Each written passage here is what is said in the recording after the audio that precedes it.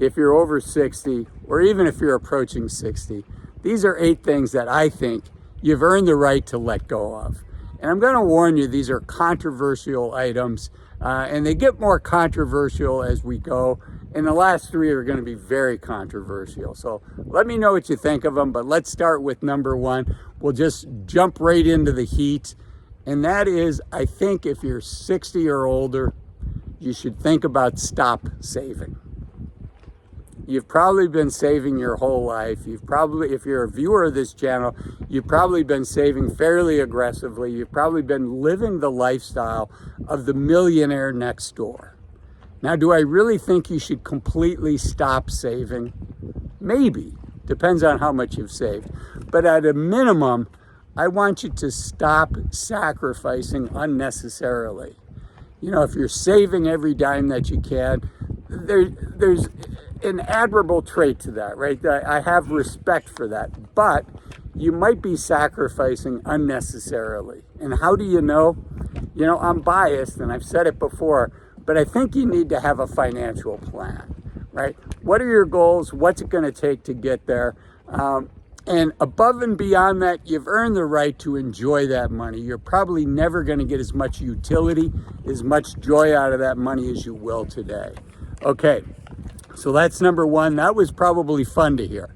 Now for one that is going to be harder for people to hear. And that is, stop spending on things that don't bring you joy. You know, many of us have been doing, you know, I'm almost 60. I've been doing this my whole life.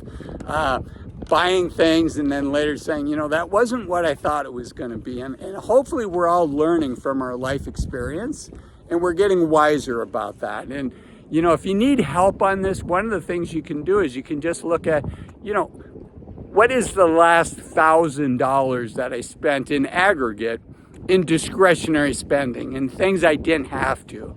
And just ask yourself, you know, how many of these gave me joy in the moment? And that's important, right? Having dinner or coffee with a friend, with your spouse, with your life partner, that's incredibly valuable, right? So gave me joy in the moment. How many of the things that I bought, that I purchased, is continuing to give me joy a week later, a month later, a year later, a decade later, right? Things like that. And just do an inventory of how you're spending your money and be critical. And ask yourself, is this bringing me joy? And, you know, for me, a lot of the stuff I was spending my time on didn't bring me joy. And when I did that inventory, the thing for me that brought me joy are the things that I viewed as experiences and adventure and time with friends and people that I love. So number 2 is stop spending money on things that don't bring you joy. Okay. Number 3, again, I'm getting a little personal here and I apologize, but I think these are helpful things for all of us to think about. So they're a little more direct in my videos, but let's jump in. Number 3, stop pretending. Stop pretending to be somebody that you're not, right? It's you be you. And you know what? You are a great person. The world needs you, your authentic self, right? Don't pretend to be somebody that you're not. And, you know, we all have a lot of roles that we play in life, right? We're a parent, maybe we're a parent, maybe we're a spouse, maybe we're a life partner, we're a family member to our brother, sister, whoever. We're friends with somebody. And so these are all authentic roles. They're different versions of you. But you be you, and give yourself the freedom and the permission and the love to say, I am good enough the way that I am. You know, I'm fortunate. I probably got to that point sometime in my early 30s. But, you know, as much fun as my 20s were, they would have been more fun if I had gotten comfortable. And I say I got there in my early 30s, but the reality is each year I get more comfortable being who I am and knowing that, you know, I'm not a match for everybody. Not everybody's going to say, hey, I love hanging with Azul, and that's okay. But I think you've earned the right to be you. Okay, number 4, kind of related. We all have a tendency to put ourselves down. And I want you to think about stopping that. And if you are putting yourself down, I want you to stop that.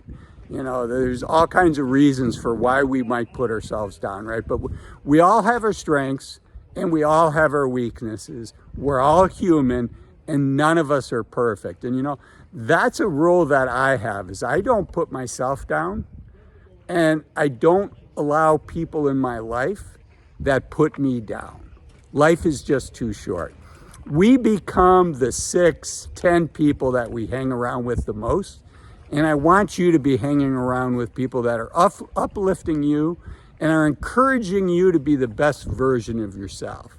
But if you're putting yourself down, you're 60 years old. If you're not going to stop that now, you'll never stop it. So, you know, if you need to see a therapist, I have, right? I have in my 30s. I had some baggage I had to deal with. Go see a therapist, but I want you to free yourself of that. Okay, as long as we're seeing a therapist, let's go into the next one.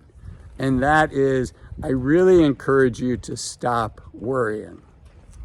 Worrying steals joy from all of us. And life is too short to be worrying, right? None of us can control the future. The future is not guaranteed for any of us, right? Regret is about looking in the past.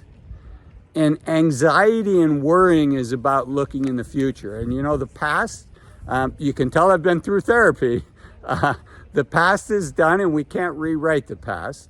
And the future is not guaranteed to any of us and we can't control the future. So you know what? We do the best that we can and that's good enough. Okay, now on to the ones that are really gonna get me in trouble. Okay, number 6, stop over supporting adult children that can take care of themselves, right? As parents, we want what's best for our kids. It's super easy to say, oh, I'll help you go to graduate school, or I'll help you put a down payment on your house. And if you can afford to do that and your retirement is still solid, great. If that's something you want to do, but don't put at risk your retirement to help out adult children that can take care of themselves. They have student loans to go to graduate school. They have mortgages to buy houses. They have car loans to buy cars. But you know what type of loan they don't have? They don't have retirement loans. So number 6, stop over supporting adult children that can take care of themselves. Okay, I know that's controversial. I'm a parent. I'm guilty of over supporting my kids as well. But I just want to encourage you, if your retirement is not shored up, give yourself permission to say, you know what, I'm not going to do that anymore. Okay, number 7, stop taking your health for granted. You know, having time in retirement is critical, but our retirement's going to look very different if we allow our health to go south. So invest that time in your health. Invest the time to do some shopping for healthier foods. Invest that time to cook healthy food. Invest that time to stay active. It's so critical that we stay active. And if you can afford it, maybe consider hiring somebody to help you achieve those goals. Okay, and the last one is stop taking your time for granted. If you're 60 years old, and regular viewers know what I'm going to say, you have less than 1,000 weeks of healthy, active time. Some of us are going to be lucky and get more than that, but most of us aren't.